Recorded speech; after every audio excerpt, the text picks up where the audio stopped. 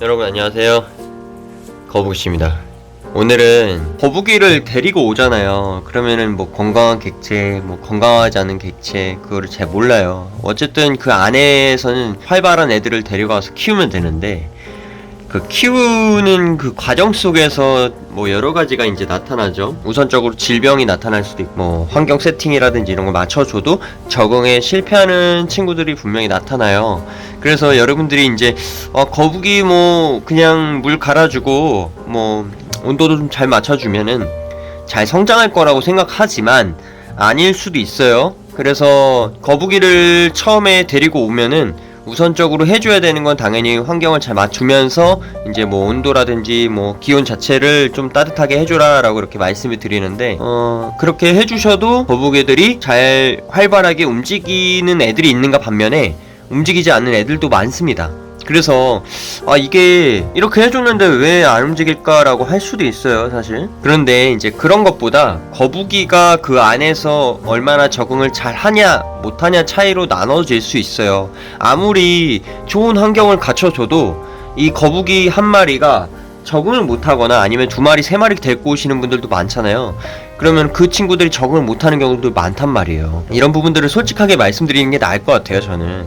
여러분들이 이제 제 영상을 보시고 키우시거나 제 영상을 보시고 데리고 와서 추가로 데리고 오시는 분들도 계실 거고요. 거북이를 뭐 더 키워보고 싶다 하고 생각하시는 분들도 계실 텐데, 우선적으로 제 지금 어항 보시면은 약 일주일이 좀 넘었어요. 한 열흘 정도 됐어요. 지금 한 마리 기준으로 여기 변들이 이렇게 좀 쌓여 있잖아요. 지저분해지죠. 제가 도시락 타입 여과기도 새로 바꿔줬고요. 그 다음에 UVB 램프도 새로 25W짜리로 바꿨어요. 지금 온도는 28도로 맞춰놨어요. 28도. 처음에는 좀 어둡게, 분위기를 좀 어둡게 해주시는 거를 저는 권장을 드려요.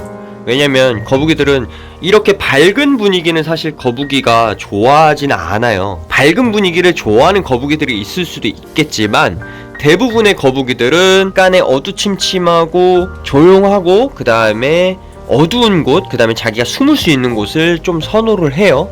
대형 거북이들은 좀 틀릴 수도 있겠지만 소형종 거북이들이나 아니면은 새끼 거북이들 위주로 말씀드리는 거예요, 처음에. 대형 거북이들은 사실 그 다 큰 완성체 거북이들은요, 당연히 적응도 다 했고 다 끝났어요. 먹이도 너무 잘 먹으니까 크게 신경을 안 써도 되는데, 소형종 거북이나 이제 막 데리고 오시는 새끼 거북이나 아니면 해칠링 아니면 아성체 친구들 같은 거 2, 3개월, 3, 4개월 지난 애들 같은 경우는 뭐 적응은 했다고 치지만 그래도 거북이가 좀 겁을 먹을 수도 있고 그런 부분들이 있을 수 있어요. 그래서 이제 그런 거는 좀 말씀드리는 거고요.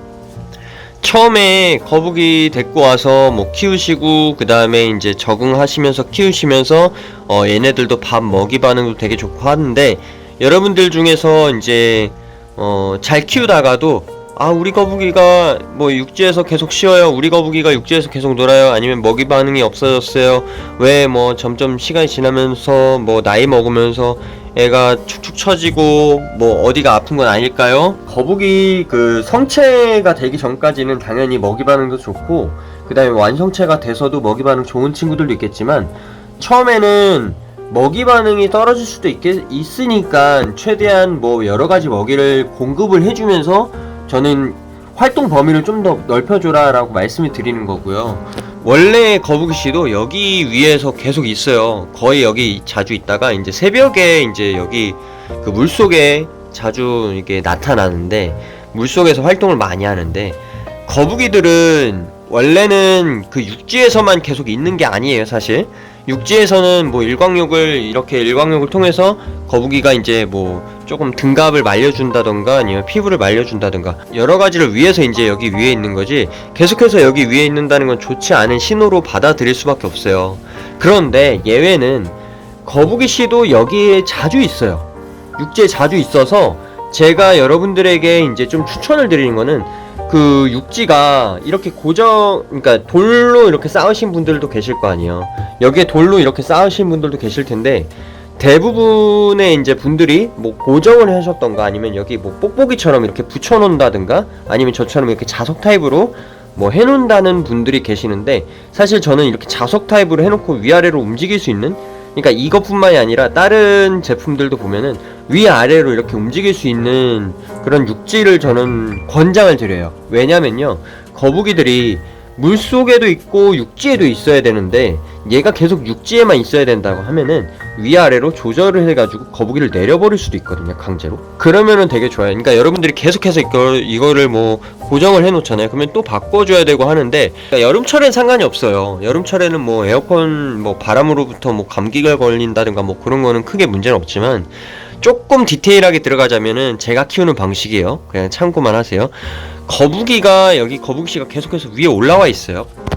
위에 계속해서 올라와 있는데 이렇게 계속해서 여기 위에서 이제 자요. 하루종일 자는데 물을 맞이를 안하고, 따뜻한 물을 맞이 안하고 계속해서 위에만 있잖아요. 그러면은 공기 중에 만약에 UVB 램프가 꺼지는 상황이 될 수도 있고, 공기가 갑작스럽게 이제 찬 기운이 돌 수도 있어요. 그래서 이제 감기 기운이 걸리지 마라라고 저는 살짝 거북이가 담궈지는 거죠, 여기. 그래서 몸이 좀 이렇게 따뜻하게 담궈지는 형태로 만들어주는 게 제일 좋다고 생각하고요. 그리고 완전히 물속에만 있는다, 뭐 그럴 일은 거의 거북이 씨한테는 없겠지만, 물속에만 계속해서 있는다 그러면은 강제로 위로 올려주는 거죠. 이렇게 위로 이렇게 올려줘서 거북이를 조금 더 강제로 일광욕을 하게끔 해주는 거예요. 자연스럽게 지가 왔다 갔다 하면서 여기에서 쉬었다가 다시 또 물속으로 들어가고 해야 되는데, 그렇지 않은 경우도 있어서 제가 말씀을 드리는 거예요. 이렇게 하는 방법도 있다. 예를 들어서 요거 줬어요. 그러면은 요걸 떨어뜨려 봐요. 떨어뜨렸는데 먹이 안 먹어. 왜 안 먹어? 먹이 왜 안 먹어? 한 2-3분 또 지나가요.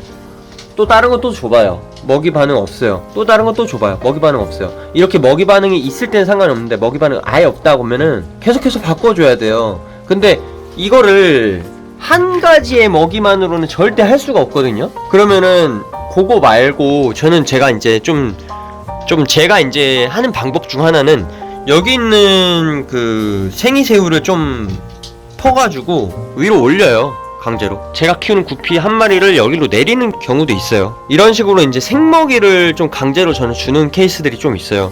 그래서 살려야 되거든요, 얘 먹이 반응을.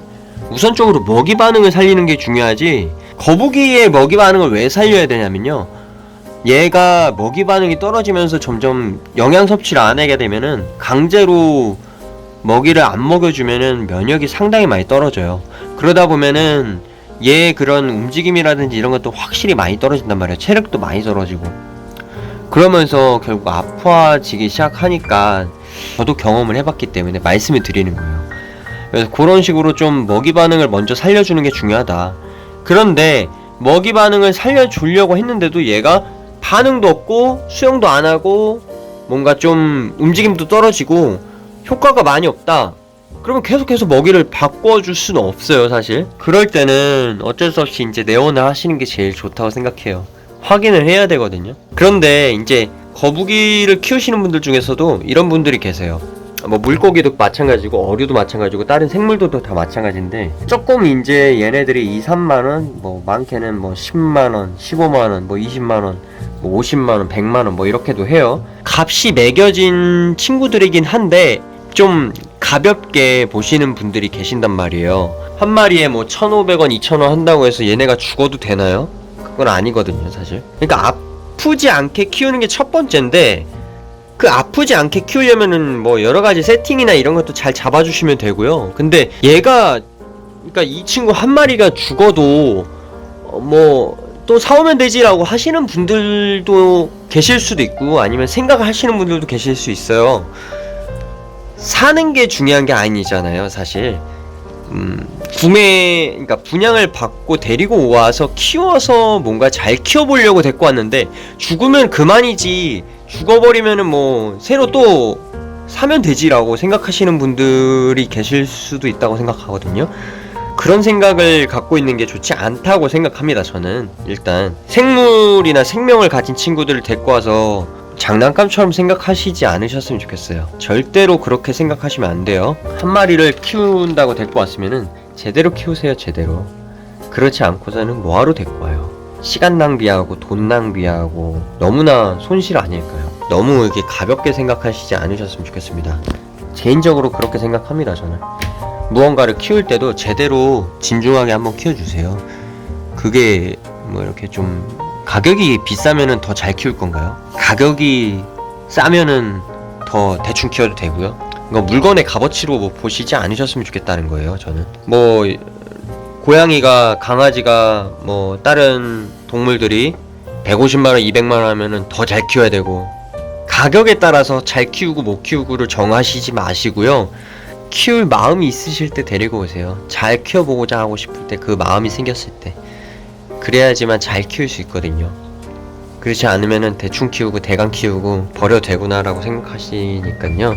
조금 가볍게 여기시지 않으셨으면 좋겠습니다. 함께 사는 친구니까 오랫동안 같이 지내기 위해서 또 조금만 더 관심을 주시고 힘써 주셨으면 좋겠습니다. 네. 오늘도 저의 긴 영상 봐주셔서 정말로 감사하고요. 다음번에도 조금이나마 도움될 만한 영상으로 찾아뵙도록 하겠습니다. 영상 봐주셔서 감사합니다. 다음에 뵐게요.